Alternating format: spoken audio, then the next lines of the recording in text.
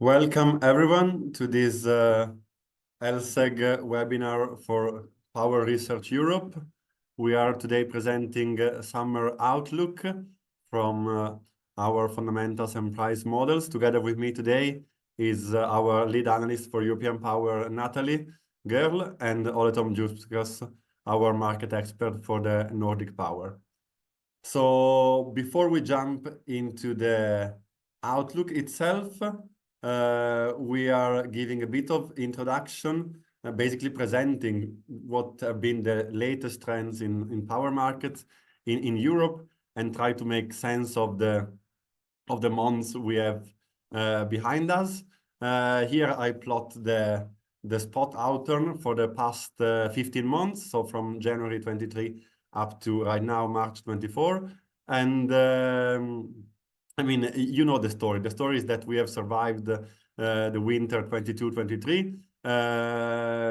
We have survived it well without Russian gas, with a lot of replacement to LNG and muted demand. And a lot of these trends have continued throughout the entire year 23. And so the story of the spot, of how the spot power market evolved, is very much a story of fuel. So the main bearish driver here is the falling fuel prices, obviously, that we have had throughout the entire last year.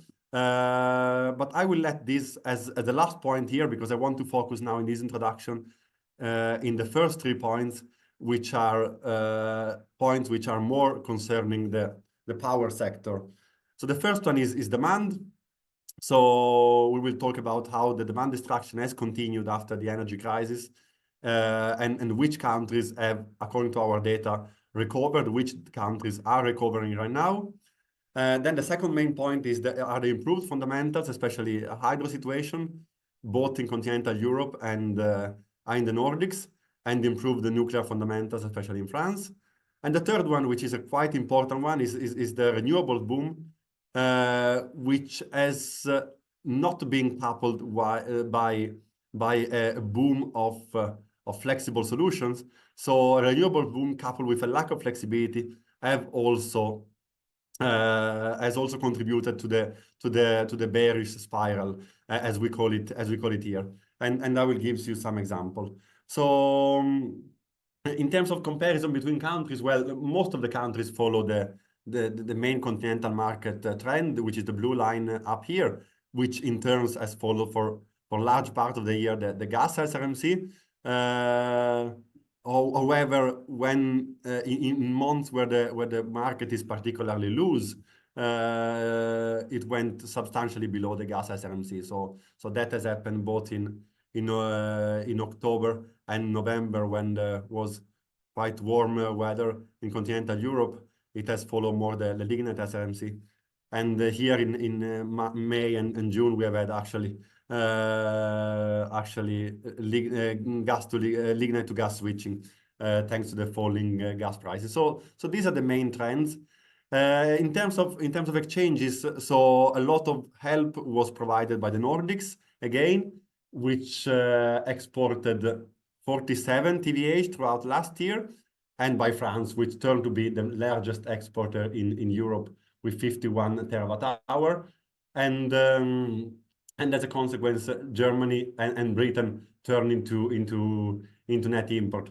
In particular, it's interesting to see that both Britain and Spain were net exporter in 2022, thanks to favorable MBP and favorable MIP gas situation. Spain remained net exporter, but Britain turned into net importer, thanks to the improved fundamentals in continental Europe. So when it comes to demand is the main topic that everyone really wonders, where are we now? So 2023 settled in Germany at 458 terawatt hour, which is almost 40 terawatt hour below the dashed line, which here in this chart is the average of the previous 5 years. So the average between 2018 and 2022. In France was also 30 TWh lower, and in Britain 20 TWh lower. So that's demand destruction, which is pretty similar in all these countries. And we have seen for this year, for the beginning of this year and the end of last year, a bit of a moderate recovery, quite moderate, but still a recovery. Actually, you don't have to be fooled by the very low numbers in March to now, because for Germany we have had a very warm March so far, and also quite warm February. But there is signs of recovery and signs that demand in 2024 will be higher than 2023. We believe, especially in Germany, will be at least 15 TVH higher, something around that, between 10 and 15 TVH higher than last year. In France and Britain, just a few TVH higher. So 4 or 5 TVH higher than last year. We will go through that more in detail later. But we continue to monitor, and you can find all the figures and all our revised expectation in our pages in Workspace. The second reason is the fundamentals. So when it comes to Germany, the main difference versus the previous year was have been that Germany turned from net exporter into net importer. So this delta is very significant. We're talking about 40 TVH in comparison to the average of the previous 5 years. And that coupled with quite favorable gas SRMC, especially in the second and third quarter, push coal and lignite generation to very low levels, to almost 40 TVH below the previous average, while gas generation was very much in line with the average of the past year. So it was really a swap. So low demand and favorable gas SMMC managed to replace a lot of coal and lignite generation. When it comes to France, we have really the opposite story. So we went from a very, very tight year, 2022, to a quite loose situation in 2023, which is the blue line here. And even comparison to the historical average in 2023, France managed to export more. And a lot is thanks to this figure here, of course, the nuclear generation, which settled 40 terawatt-hour again higher than 2022. And we expect for this year even higher than that. So above 330, so around 335 terawatt-hour. And the figure from the first 3 months of this year are confirming this trend. And also the hydro figures for the first months are confirming a quite positive outlook there. So everything adds to the bearish part of the history. And finally I introduce also the outlook for the Nordics, because the Nordics also a lot contributed to the general bearish picture last year. So this in gray is the Nordic system price. Then we saw in the previous figure it was NO2, which was a bit higher than that, but the Nordic system price went very low in the beginning of the year, and that in spite of for a demand which is marginally lower than the historical average, but really just a little. So if you see the comparison between these two numbers, this is less than 10 TVH. So we are talking about really few percentage points here, couple of percentage points, while in Germany and France we are talking more about 6, 8, even 10 percentage points. So this was especially in the second half of last year, and especially in some countries, especially in Norway and Denmark, we had demand destruction close to zero. And in Sweden, we still have a marginal demand destruction, but very little percentage points. So again, you can follow this in our demand destruction page. The figures here are just referring to weekdays, so are a bit exaggerated, but still the trend is very clear. So, and of course, the fact that we had 4 consecutive months below normal temperature, that supported demand a lot, but it's really not only that. It's the fact that demand destruction really picked up a lot in the Nordic countries. And so why they contributed to the bearish picture?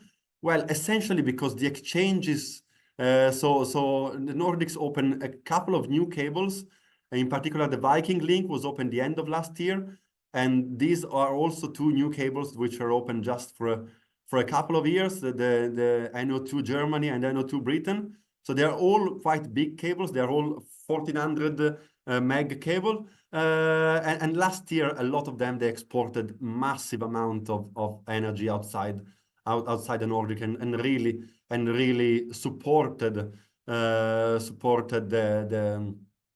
tight peak hours in the continent and in Britain. So this figure here is quite amazing. So Nordic exported 20 terawatt hour more than the average from the previous 5 years.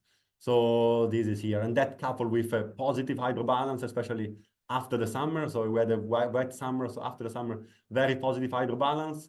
This was very supportive to the bearish picture overall. So this is for account fundamentals. And finally, the third point that I want to mention is the renewable share. So everyone knows that the renewable share is increasing quite fast in many of these countries. In particular, if you just include the wind and solar, in Germany, again, as a reference picture, it went more than 10 points up.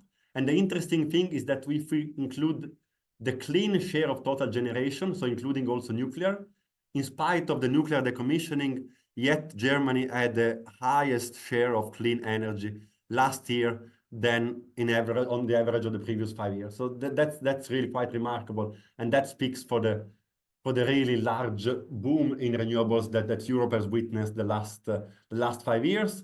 And these are accompanied with very low capture rates. In Germany, the average, I mean, not the average, but the yearly average for 2023 has been 76% for solar and 82% for onshore wind. So this is going down dramatically. We'll see later figures for Spain, which are even more dramatic. And when it comes to residual load, so this is the drop of residual demand. So it's drop on demand, but also a lot of increase in wind and solar. So I want to have you reflect one second with us about the shape of the residual load, because the thing that is for sure. So why this is putting bearish pressure? Well, it's not only the fact that this line is parallel to the dashed line here, but it's also the gap between hour 14 and hour 20. So this gap now for 2023 was on average 16 gigs in Germany alone. Or 70 gigs actually in Europe, but just for Germany alone was 16 gig. So the gap from hour 14 to hour 20. And this only 5 years ago was 10 gigs, so 8 to 10 gigs. So this doubled in a matter of a few years, okay? So how is Germany and many other countries coping with that? Well, you don't have that many weapons right now to cope with that. Really, you have mainly three things, and the three things are either pumped or in general hydro generation, or exchanges, or thermal. So there is still at the current moment the pump generation is really the most important battery storage in Europe in the day-ahead market. There is batteries. There are batteries coming. There is a quite nice target series from some countries in Europe, but the magnitude is still quite low. So these are the three ways that Germany really coped with this increasing gap between the solar peak hours and the afternoon high load hours. So this is why more and more interconnectors are becoming crucial in this picture. And the interesting thing is that the thermal profile is becoming more and more driven by these dynamics. Not only the gas one, which is expected, but also the lignite one. So here I want to close my introduction with this picture here, which is the base load usage. So here I have the duration curve for German lignite generation and German thermal generation. So thermal including all lignite, coal, and gas. And like you can clearly see that 5 years ago, in Germany, you had at least 60% of the lignite fleet running more than 90% of the hours. In 2023, the same proportion of the fleet is running just 40% of the hours. But look what happens in the tight hours. Well, 5 years ago, basically, you never had, 5 years ago is the blue line here, you never needed more than 70% of the entire fleet. So you had a lot of spare fleet all the time. But last year, you had a non-negligible amount of hours where the entire thermal fleet was utilized. So even the most expensive plants have to ramp up just for a few hours to cover the demand. So this is really so the fact that the yellow line intersects here, it really shows why the renewable boom has not been accompanied by sufficient flexibility measures. So this is really something that is contributing to the increased volatility in this picture. I have nice figures about Spain as well. I have no time. Just a point here. Solar capture rate in March 2024. This is a figure from yesterday. Is at the moment at 34%. That's the lowest ever observed in Europe for a single month in any country, I believe. So this is for sure to watch. This is really incredible. There is a lot of interesting stories about Spain, a lot of curtailment happening these days. But I want to close here, and I want to pass the word to my colleague Natalie, who will run now the summer outlook for continental Europe and the UK. Okay. Thanks a lot, Gabriele. And I will start with the poll, which I already see that you guys can see. So we're asking about the German Q2, which yesterday was trading at 59 euro per megawatt hour. Do you believe Q2 will turn out higher than that, lower than that, or it's fairly priced and that's the level we're going to see in Q2? So I'm going to leave a couple of seconds for this.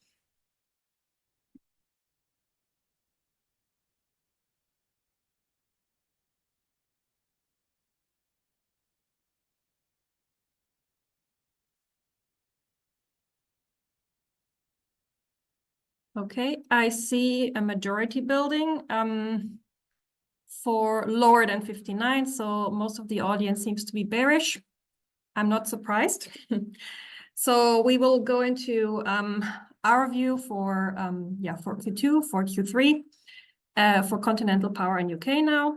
I'm going to start with just two small observations from this winter, from the last couple of weeks, that are going to help us to build a view for the summer, and then go straight into the actual summer fundamentals, and then discuss the price forecast for summer 24.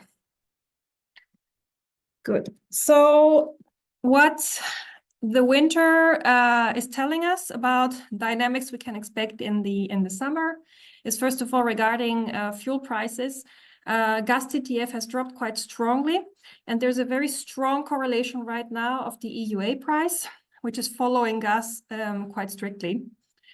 On the other hand, the UK allowance price is rather flat. It is not necessarily moving with the EUA and also not with the gas indexes, and has traded quite flat for Q1. And then also for the coal indexes, we need to remember that coal is following gas to a certain extent, but there are also some specific coal fundamentals that are playing another role and mean that there's not a one-to-one correlation, but a partial correlation of coal to the TTF gas price. And the second point I want to make is about demand destruction. And this is just to remind ourselves of what Gabriele already showed, that we have measured quite strong demand destruction, especially in the last year. But in the last winter, we could see a partial recovery, at least in Germany and in the UK. So there's less measured demand destruction at the moment.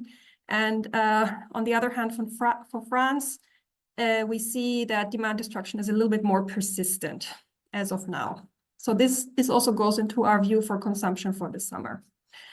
And now I can start talking about the summer by going into the fundamentals, and again starting from from the fuel prices. So what you can see here is how, in comparison to last summer, shown in the dashed lines, the short-run marginal costs have developed. So last summer we had, just as this summer, coal very much out of the money for most of the time. We don't expect coal plants to run this summer.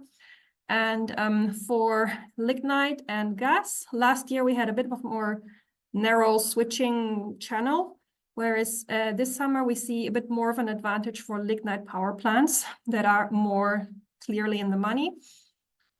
And there's maybe a bit less switching potential as of now.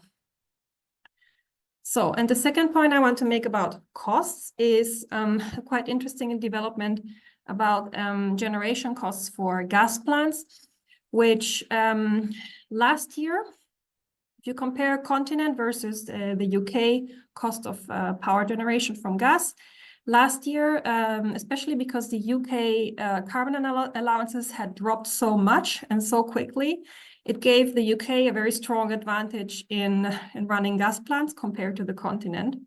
Whereas this summer, we actually see the opposite. Now, EUAs have dropped so much that now suddenly the continent has a slight advantage for gas-fired generation over the UK. And this is something that we're going to see reflected in gas-fired generation for the UK and also in the net imports of the UK. Now, we move on to renewables. As Gabriela already mentioned, we have a very strong boom in the build-out of solar and of wind. And we also see that reflected in the summer-on-summer comparison of solar power. In this case, I'm showing the big 6 countries in Europe, for which we overall have an increase of 16 terawatt hours, summer-on-summer comparison. But we have even more to expect from wind power, and wind power usually produces less in summer than in winter, but the overall increase from the wind power side is actually even larger than from solar. We expect an additional 26 terawatt hour to come in wind power production compared to last summer.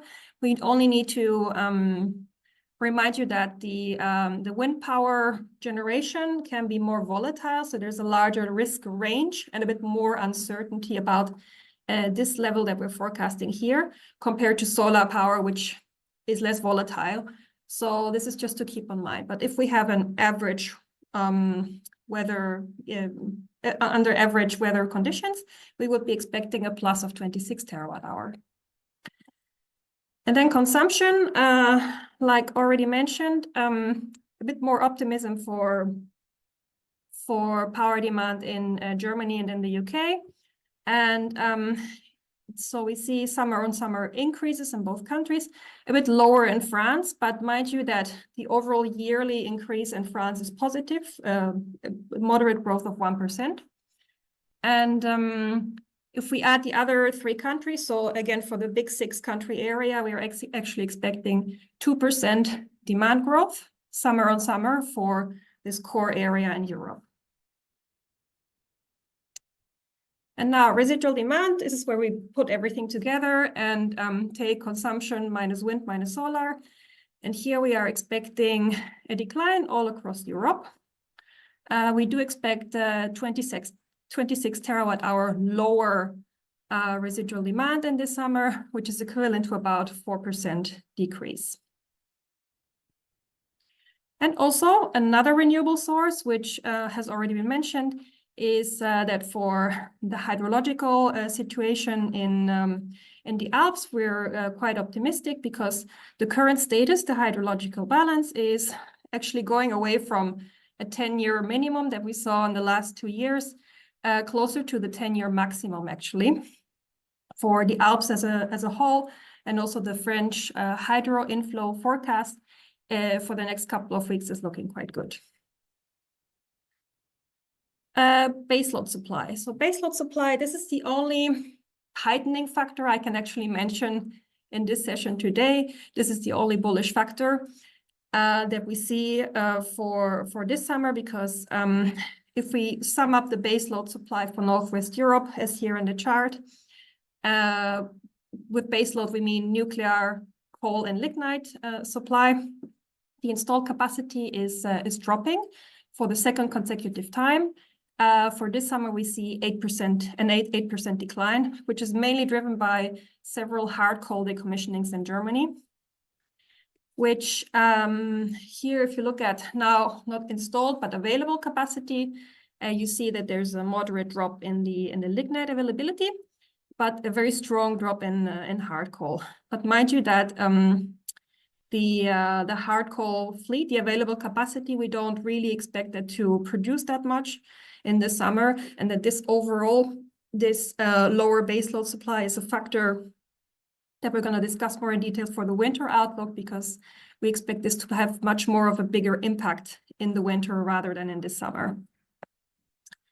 Okay, and French nuclear, we should highlight that in our own availability forecast, so we don't use the UMM-based availabilities from EDF, but have our own forecast in which we basically get to an availability very, very close to the last summer of 38, 39 gigawatt on average. And the generation forecast is just slightly higher at 149 terawatt hours. So just expect a very similar nuclear situation as last year.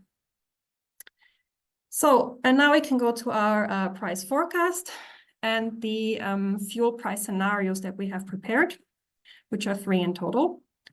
First of all, when we talk about our base case, this is always based on forward prices for fuels and carbon. So we don't take our own view on the development of fuels and the EUA, but take what the forward traded price is according to the close from the previous day. So we forecast the Q2 in this case here in the chart every day, and you can see from our forecast trajectory here in red that it has been moving with the SRMCs, mostly in line with the lignite SRMC.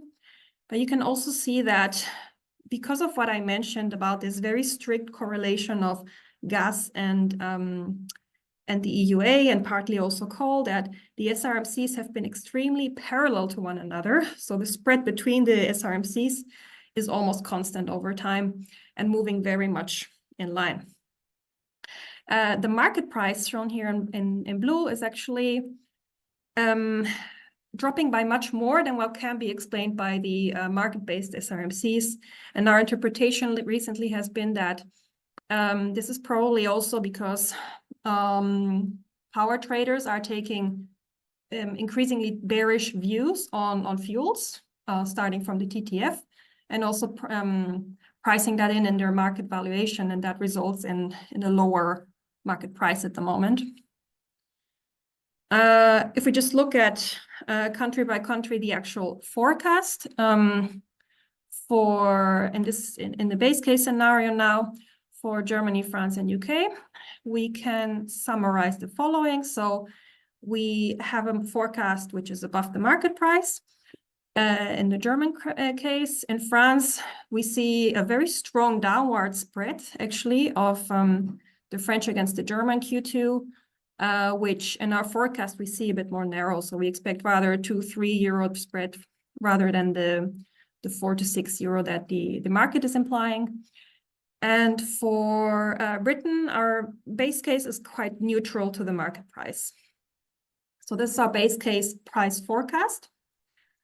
For flows, so our base case also delivers a couple of interesting insights into the fundamentals that we can expect for this summer, starting from net imports. So we do expect Germany to continue net importing, and even more than last summer.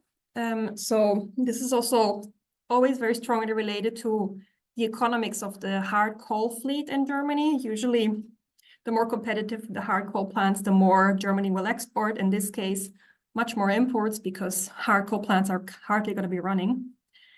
Then in France, we expect even higher exports than in the last summer. So we've seen that the fundamentals are just looking really good for France.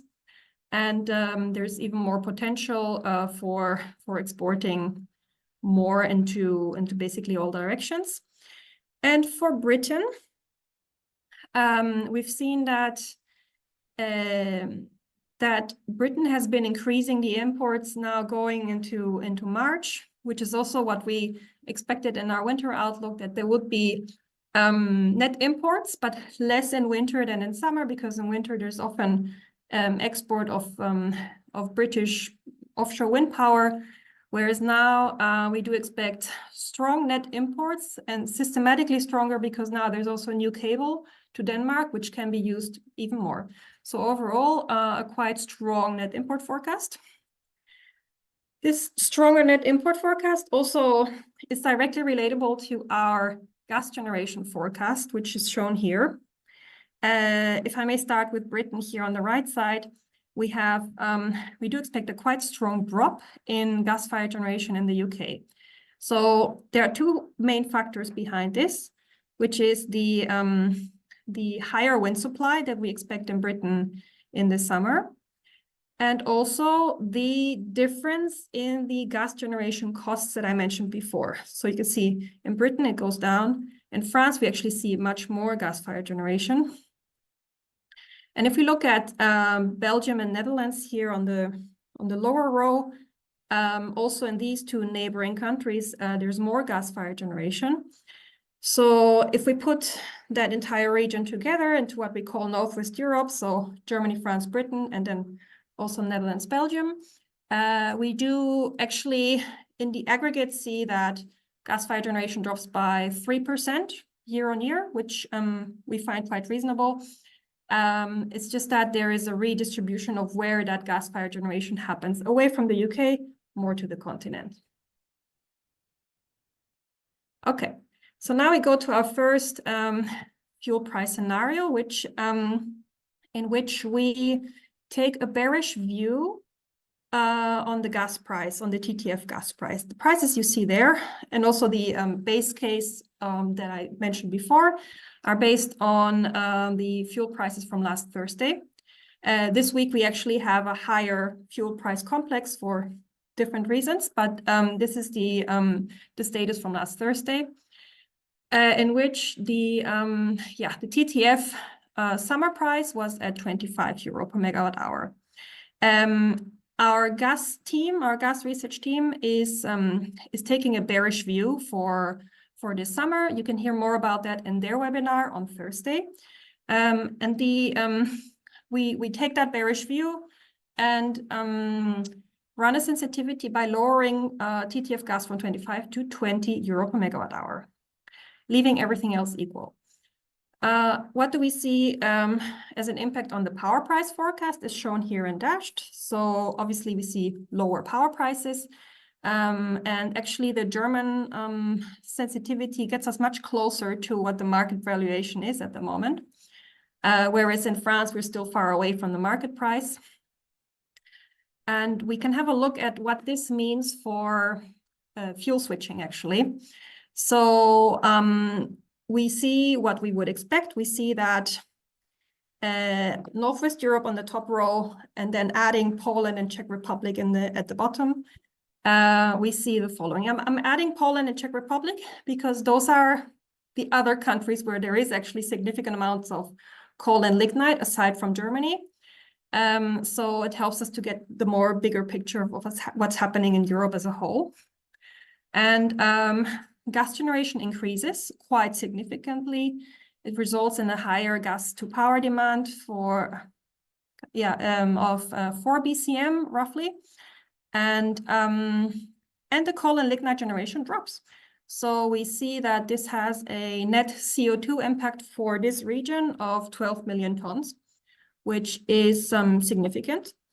And this is what we would see in the case that only the gas price would drop by 20%. But now we move on to the second scenario, and I call this the fuel complex or fuel complex down scenario, in which the starting point would be the drop of the TTF from 25 to 20 euro. But then we think one step further and look at, okay, what happens if the gas price drops? Does everything else stay equal?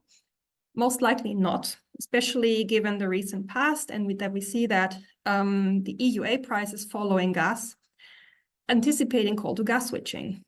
And then also the coal price is very likely to drop, anticipating coal to gas switching. So, and this happens pretty much simultaneously as the gas price is dropping. And therefore, coal and lignite costs, they will also drop at the same time. So, and what could happen? And what we see also here in the chart, where you see that if gas decreases, everything else decreases, and the same in the other direction, is that due to this change in cost, but of all the costs, you might have not as much fuel switching as you might expect, just based on the gas price development.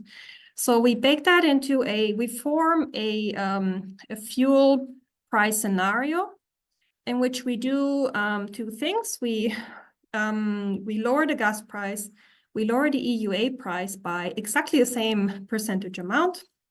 So it goes from 55 to 44 euro per ton. And for the API 2 coal, we say, okay, it will also follow gas, but to a lesser degree. So we applied an under-proportional adjustment to API 2. And UKA, we leave it as it is because we see it as uncorrelated. So this is the outcome on power prices. So you see that in this much more drastic scenario, you see that actually this comes much closer to the market valuation in France. For the other two countries, this is very, very bearish. But most interestingly is to see, okay, if our hypothesis is true in this fuel price constellation, what happens to fuel switching? And you can see that, yes, gas generation decreases, but just very little, just by 0.5 BCM versus the 4 BCM in the previous scenario. And then also lignite and coal generation increases. It doesn't decrease, but it increases, and it increases by more than the gas-fired generation increase. And then also the CO2 impact will be positive, so there will be more emissions in this scenario. Before you wonder, like, why is there more generation if the demand has been unaltered? What happens overall in Europe is that we have much lower power prices on the continent, and then therefore in many situations there's less of an interest in importing from the Nordics, and therefore the overall imports for the Nordics are also reduced. The overall impact of this would be more emissions. Now we go away from this this strong scenario to a light version of this. This is the third scenario that I want to show you, where we say, okay, imagine that gas prices drop by 20%, but the EUA, it will drop along, but it will find a floor at the psychological support level of 50 euro per ton. What happens then?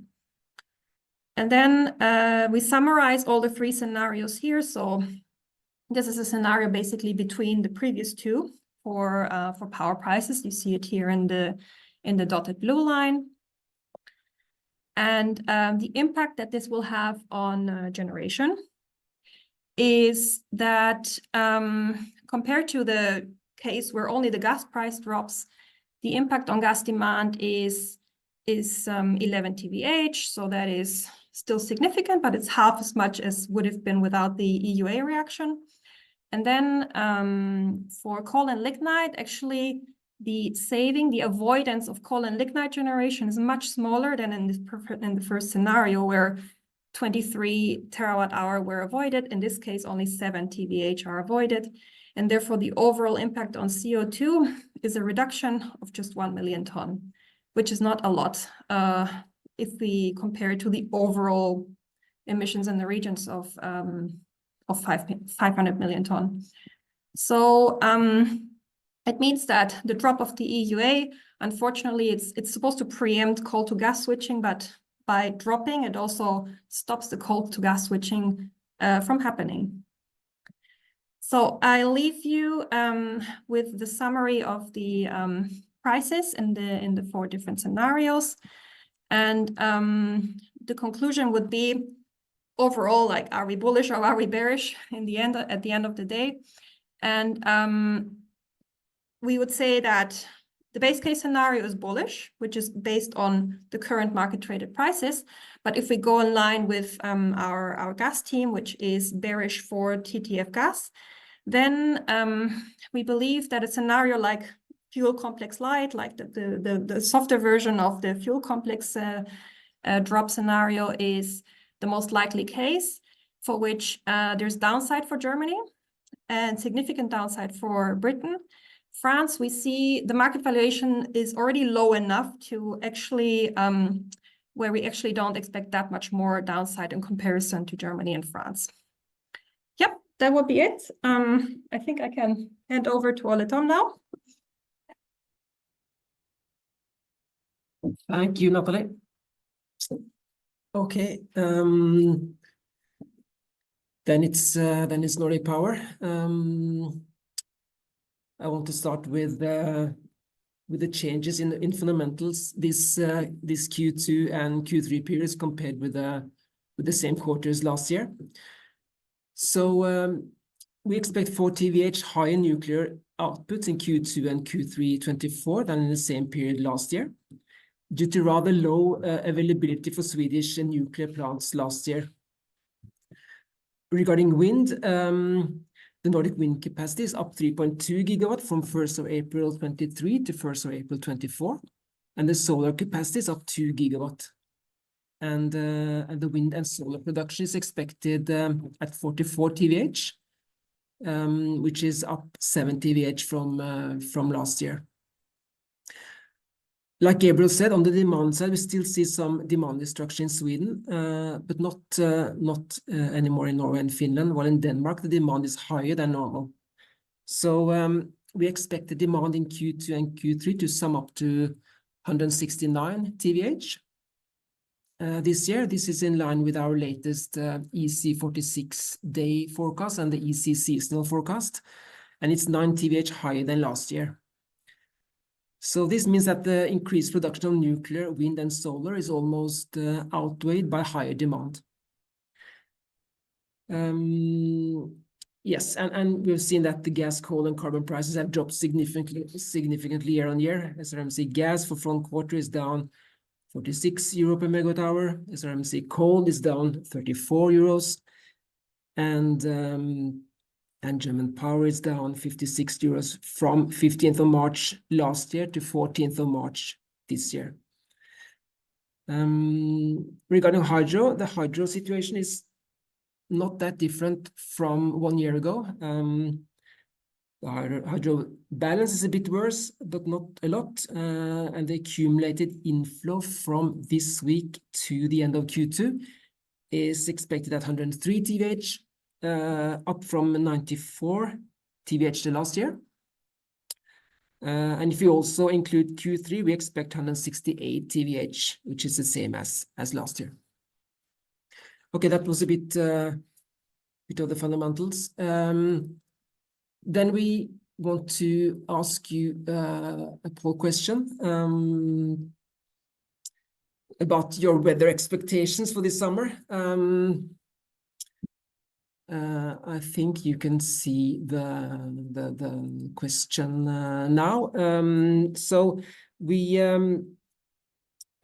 know that the weather the last years has varied a lot, from 20 TWh drier than normal in Q2 and Q3 21, and 25 actually TWh wetter than normal last year, which is a very wet year. So our question to you is, how much wetter or drier than normal do you expect Q2 and Q3 24 will be in the Nordics?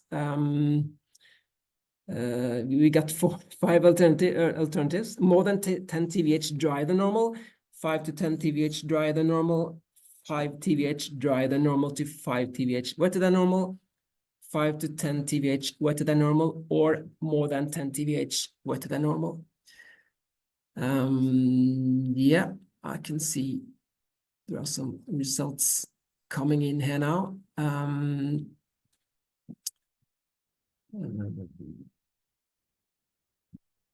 Trending a bit towards drier than normal, I would say, but quite evenly distributed maybe.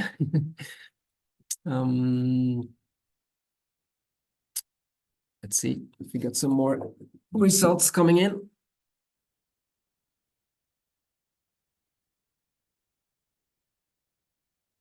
Not a very clear picture, but I guess the majority is around the normal 5 TVH drier than normal to 5 TVH wetter than normal, but also quite many on the dry side. Okay, good. Let's move on. So we already have weather forecast for this summer. However, the signals aren't particularly strong. In the EC 46-day forecast from yesterday evening, the first half of April is forecasted to be warmer than normal, but still also drier than normal, as we can see from the maps on the top here. The yellow colors on the top indicate drier than normal weather, while the orange colors in the map to the right indicate a warmer than normal outlook. Blue colors indicate a colder than normal situation. So the latest EC seasonal forecast that was published on 6th of March indicated drier than normal May and June and wetter than normal July and August. However, for the whole period, it was only 1 TVH wetter than normal, so no strong signal there. And the temperatures were slightly above the normal. So, yeah, no clear signal, I would say. If we move over to our price forecasts, our Nordic price model is called STDP, and we are running it 3-4 times every week. So when we start a new model run, we feed it with expected water reservoir contents in the Nordics by the end of the current week. And we also feed it with 75 inflow scenarios, where the first 40 weeks are from our hydro models and further out in time from the 91 to 2015 history. Fuel and carbon prices are closing prices from the forward markets the previous day. And we incorporate outage information and for nuclear plants and transmission lines when we start a new run. And the output of the model consists of area price forecasts, production by fuel, and exchange predictions. And we calculate the system price forecast based on the area price forecasts. So I will present our base case price forecast from Friday, 15th of March, where the hydro input is from the same day, and the price input for fuels and Continental Power are closing prices from the day before, 14th of March. And from the 75 inflow scenarios that we feed the STDP model with, an autoregressive model inside STDP generates 160 inflow scenarios. And the model produces also 160 hydro production scenarios, so then we can forecast the development in the water reservoirs. The mean of the 160 runs forecast the water reservoir culmination at 79% in the Nordics in mid-October this year. And this is below the normal at 82%, and it signals that in the mean scenario, the probability for flooding and full water reservoirs this year is not that high. But we can see in the blue line, the 10 percentile is quite a lot higher and could indicate some hydro production pressure in the wet scenarios. Our price forecast is therefore quite high and above the market, as the model sees enough room in the water reservoirs for the snow melt and the precipitation ahead. Our base system price estimate is now 49 euros for Q2 and 46 for Q3. We are bullish for the monthly contracts in those two quarters, with April as the month being closest to the market. I guess the the deviation now is around €1 for April. This is another way of looking at the price versus inflow sensitivity. Each blue square in this chart represents a price forecast for Q2 and a corresponding inflow forecast from next week to the end of June. And the 10% highest inflow scenario estimates an average price for Q2 around 45, while the 10% lowest inflow scenario gives a price around 51. Okay, we have run some scenarios where we have altered some of the input data in the model, and we have looked at 5 scenarios, which is reduced exports, higher snow reservoirs, lower demand, and 20% lower SRMCs and European power prices, and 20% higher, which is quite similar to what Natalie showed for the continental power prices. So in our base case, the total net exports from the Nordics to mid-October is 25 TWh, which is 4,900 megawatt-hour per hour. This is lower than in 2023 when the average net exports were 5,400 megawatt-hour per hour. But that was a wet year, at least in the second half of the year. And so far this year, the average scheduled exports out of the Nordics have been around 4,000 megawatt-hour per hour, meaning lower than in our base case. So that's why we wanted to check the price implications of reducing the export capacities until the end of October. And this can represent a scenario with bearish power prices on the continent with high renewable production. And we have reduced most of the capacities, but as you can see in that chart there, we have especially reduced NO2 to Germany and Netherlands, DK1 to the Netherlands, and Finland to Estonia. And this reduces the total export capacity from the Nordics from 8,450 megawatt-hour per hour in the base case to 6,250 megawatt-hour per hour. Yes, the total exports from the Nordics in this scenario run doesn't drop a lot. It drops 0.9 TWh to 4,700 megawatt-hour per hour. But in the chart down to the right, we see from the green line that the low exchange capacity scenario keeps the exports higher during the snow melting period in May and most of June than in the base case, but that the exports are 1,000 megawatt-hour per hour lower for July to September. And we also see that the price implication is quite significant, actually. The system price estimate for Q2 is down €5, while for Q3, the price forecast drops €3. And and the water reservoir culmination is slightly up to 79.5%. Yes, scenario number 2, there are differences in snow reservoir estimates this time of year, and the available public source, the Norwegian Water Resources and Energy Directorate, estimates 5 TWh higher snow reservoir than we do for Norway at the end of week 10.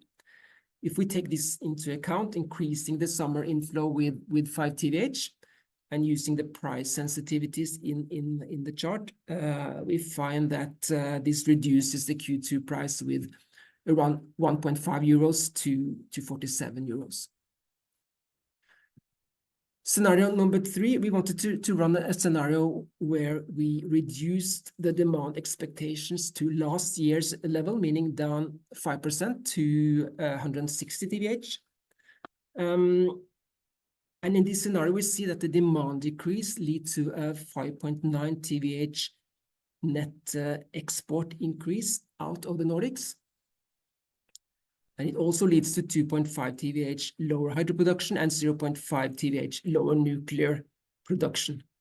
And the water reservoir content in mid-October increases 1.5% to 80.5%, and the Q2 price drops 7 euros and Q3 6 euros. So quite a substantial price effect of that reduced demand. Last scenarios.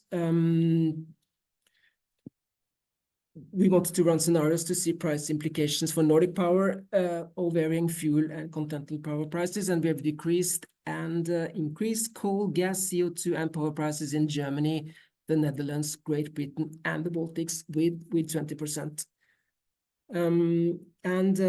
The low SRMC scenario gives a €9 lower system price estimate for Q2 and €8 lower for Q3. And this corresponds to 19% for Q2 and 18% for Q3. The water reservoir culmination rises 4% to 82.5, as much water is saved for 2025 and the start of 2026 in this scenario. And exports out of the Nordics are down 5.2 TWh versus the base case, and as good as entirely by reduced hydro production. And the high SRMC scenario gives a €6 higher system price forecast for Q2 and Q3, up 12 and 14% respectively. And the model uses much more water in 2024, reducing the water reservoir content to 75% in mid-October. Yes, just to sum up, our base case expects demand up 9 TWh from last year's Q2 and Q3 periods. However, this is more than outweighed by higher nuclear, wind, and solar output.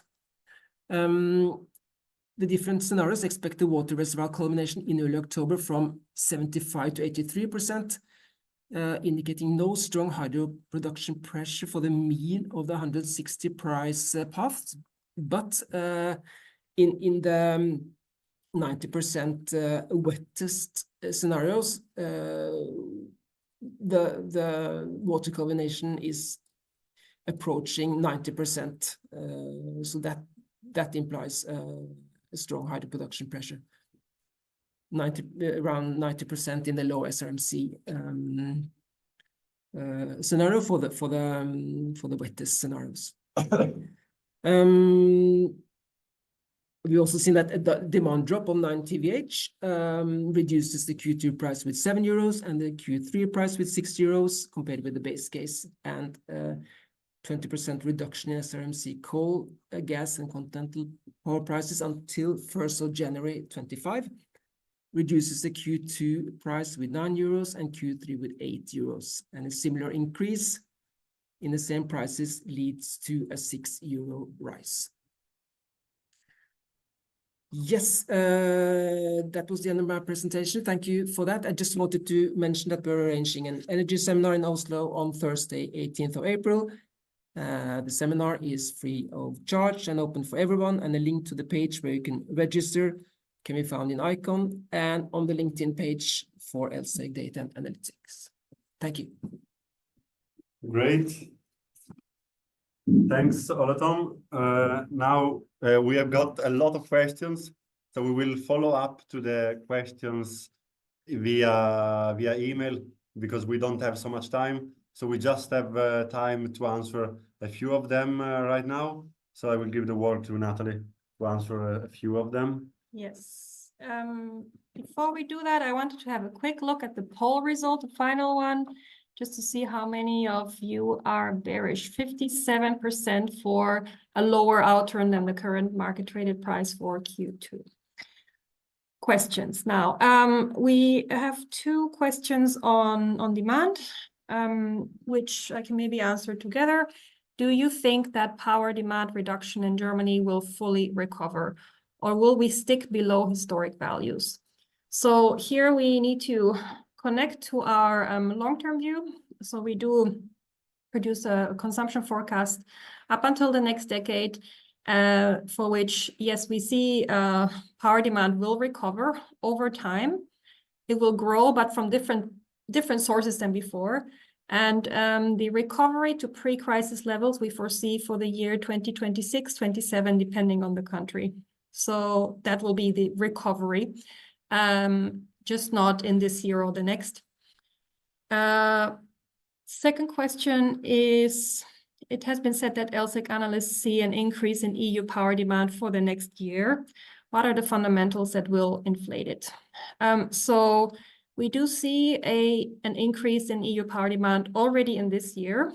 And the reason being that in our approach is to basically assume no further demand destruction. So basically the demand destruction observed until last year is the level we're departing from.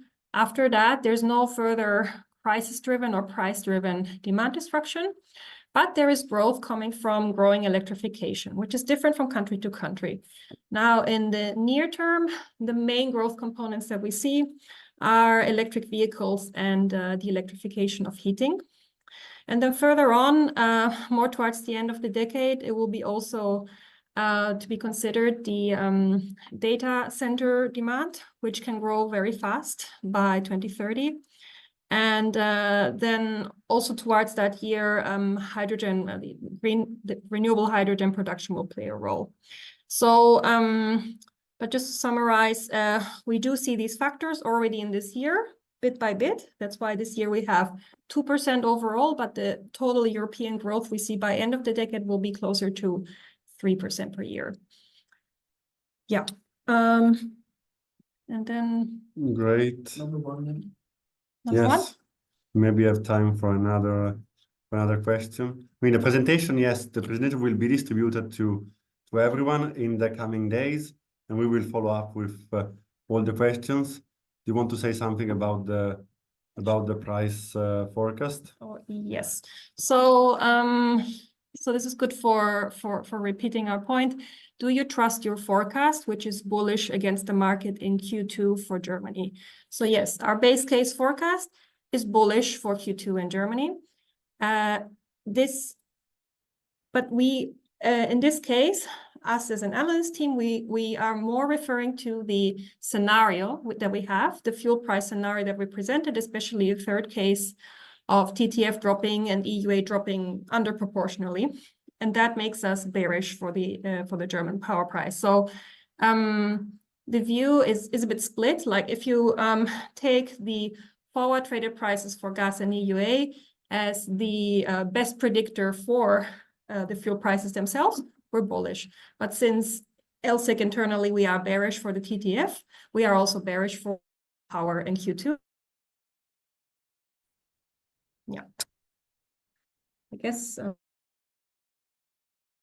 For much more, what's your view for French nuclear in France for next month? How many megawatts for April and Q2? So I mean, just back of my mind is around 40 gigs for Q2 availability. So you find all the figures in our forward pages and in the page that Natalie presented about available capacity for French nuclear. But yeah, back of my mind is around 40 for Q2 and 37, 38 for Q3 gigs average availability. That doesn't correspond to generations. Generation is a few gigs less than that. Yes. Yes, with that, I think we can close. We are already 5 minutes past 4 Central European time. So thanks a lot for following. And thanks a lot for having listened in today.